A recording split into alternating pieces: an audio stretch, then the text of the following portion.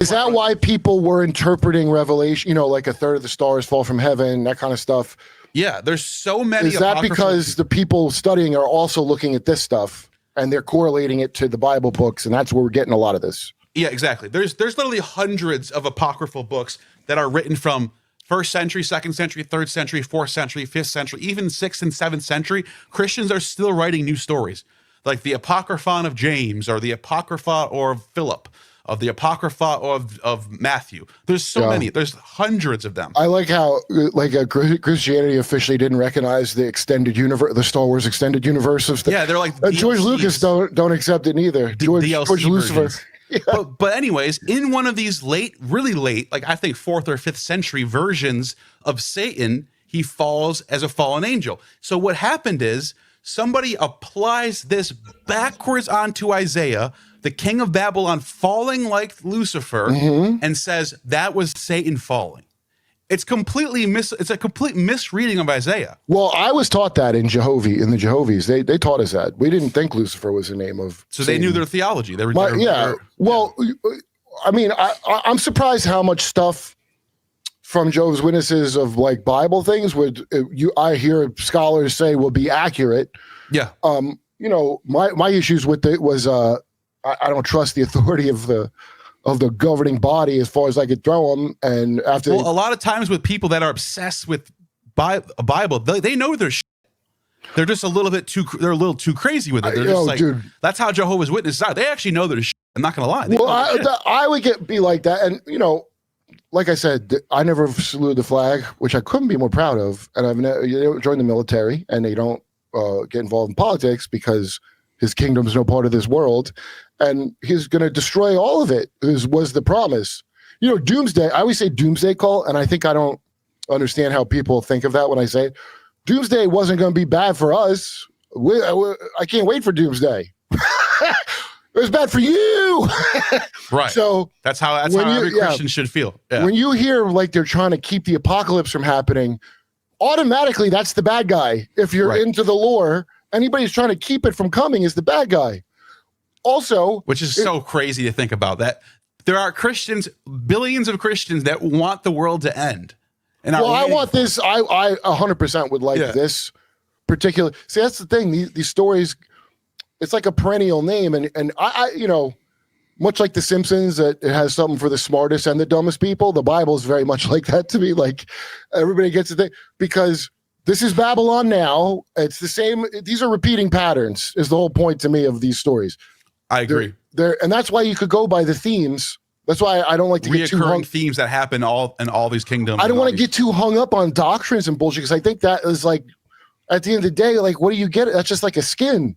I want to know like the heart of the thing, and if anything appeals about Jesus in the story, whatever the historical real thing that happened was, the appeal of the story is you don't got to be a slave to that nonsense of just your skin deep. All these things that are aesthetics. Aesthetics are part of like Pan's domain, right? You know, and then you watch these maniacs where you cover a lot of good. I learned a lot from your channel, especially. But the thing that I found interesting was the idea that all the creation is just bad. Like an evil God made the world. And that's not really how the story started out. The story was fine. And then some whatever snake thing came in and dicked around and tricked someone with the mind of a child. Right.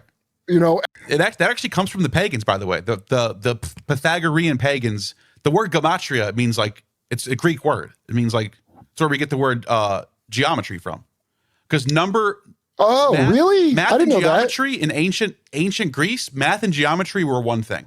You did math with geometry. So number one was represented by a one-sided a shape, and then 2, 3, and then like you get to like octagon, 8, and then dodecacon, and like that's all symbols. And the Pythagoreans were like obsessed with this numerology stuff, and they did gematria in Greek. Mm-hmm. And it's even some of these early Gnostics that were doing gematria still. The Valentinians were. That's what they're called. Is that why Revelation has that? Revelation has the 666. Jesus in Greek equals 888. So why did it used to be 616, or is that incorrect? So 666 is the Greek version of the Bible. Right. The Neron Caesar in Greek equals 666. And if you take the same exact story and translate it into Latin, Neron Caesar in Latin equals 616. Oh, so That's how we know it's Caesar. Because Right. if nobody, you could not plug in anyone else's name and get 666 and 616. There's no other name you can find. Oh, that's it. I didn't know that. That's very interesting. That's how we know it's Caesar. So we have two-factor authentication on this one. Exactly. Because if we didn't have the Latin version of the Bible, and Jerome didn't translate it as 616, we might not know it's Caesar. We might think it might have been someone else. But Now, the fact that he translated it and then he changes the math to correlate the Latin is basically like we know it's Caesar. So here's a question. Do you know why? At one point, Lucifer becomes synonymous with Satan. Okay, Yeah. and It's based on a completely mistranslation. no, I know that, but I want to know. You know who Saint Lucifer of Cagliari is? Yeah. He's like okay. Is that like a smear on that guy? Was that No. like a thing? Oh, okay. Because it just means light bring. It's actually a common Latin name. It was a common Latin name until it got clearly, sustained. if a bishop is called that, it clearly Like must have Lucan? not meant the name devil. Luke, the name Luke is from Lucifer. Luke. Oh. Lucan. It means light. Luke means light. Oh, It's that's Latin like word for what's light. that George Lucas movie? Jewish Space Lasers is about that. Yeah, George Lucas has Lucas. Have you in it. seen Jewish Space Lasers? Anyone? That's what. So you have this figure Lucifer in Latin, who's a light bringer. Yeah, right. Comes every morning and brings the light. But what happened is in Isaiah, in the book of Isaiah 14. He's talking about Babylon. What's that? He's talking about the king of Babylon, right? Yes. And Isaiah is talking about the king of Babylon who was so great, but he fell from his greatness. He was so great, he was like Lucifer. Do you know what it reminds me of? And in Hebrew, it's Hallel ben Shakar, which means the shining one, son of dawn. I thought Hallel ben Shahar actually means the howling one and not the shining one.